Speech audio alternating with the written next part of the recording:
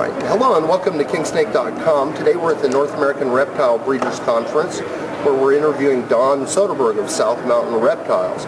Don's one of the foremost breeders of corn snakes in the world and has been responsible for a number of the corn snake mutations that are popular on the marketplace today. Don's got an interesting selection of corn snakes with us here today. How are you, Don? Great, Jeff. How long have you been breeding corn snakes? I hatched my first ones in 1974, and we've just been building on that and breeding more and more of them ever since. What got you interested in corn snake breeding?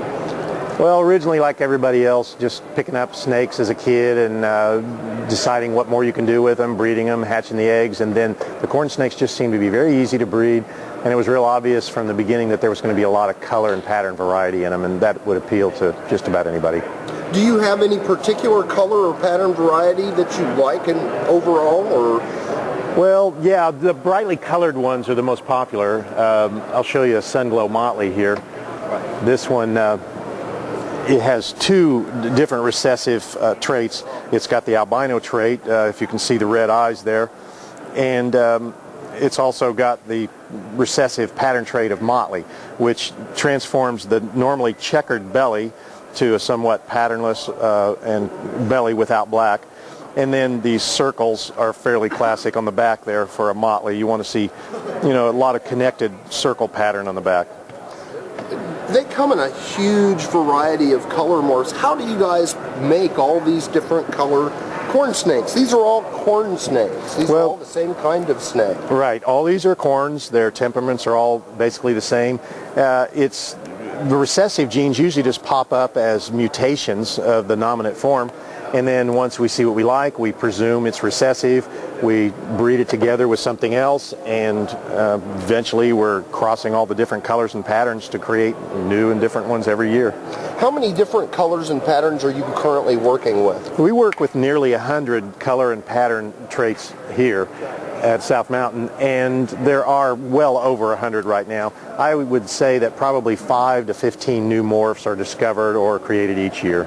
Do you think there's ever going to be an end to the different color morphologies that you guys are going to come up with? I really used to think that was the case, but it's not. Now I can see that 100 years from now they'll still be making new corns because new things just keep popping up.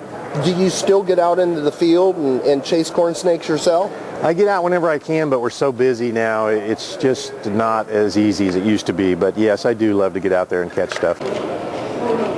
How many different, or how many corn snakes do you currently have on your facilities? We have about 700 or 800 breeders, and we produce approximately 3,000 babies a year right now. Wow, that's an awful lot of snakes. Do you just sell here in the United States, or? No, we ship them all over the world. A lot of them in Asia, Europe, Africa, South America. Mostly here in the U.S. Are there any corn snakes here that would be close to what somebody would find in nature?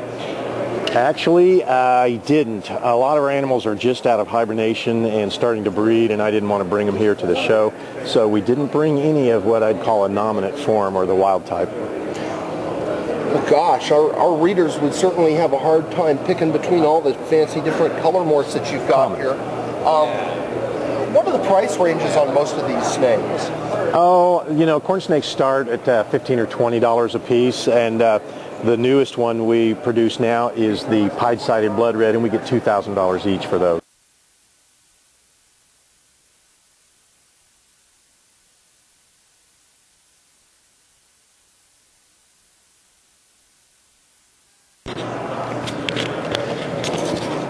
I think I left my camera in the car too, and I need to get some pictures. What kind of care requirements do corn snakes have? One reason I like the corns, and the reason they're so popular, is because they're not large. They have probably one of the most minimal maintenance requirements of all the snakes, because they just need a place where they can be warm. As long as half the cage or a part of the cage is warm and the rest of it isn't, they'll thrive. No special lights, no additives to their diet. They do well. How often do you have to feed your corn snake? We feed ours every 5 to 7 days. They eat one prey item, which for an adult mouse, or for an adult snake, is one adult-sized mouse each week. So they're very low maintenance. Are these what you would consider a good starter snake for somebody that wanted to get a first snake? Yes, corn snakes have the best reputation for docility Some of the boas and pythons that are popular in the trade, and the king snakes and milk snakes are very beautiful, but not real handleable like the corn snakes. Well, Don, I want to thank you for taking your time out of your big, busy schedule here. I know you got lots of customers to see today. For everybody at kingsnake.com, this is Jeff Behringer and Don Soderberg saying, have a nice day. Thanks, Jeff.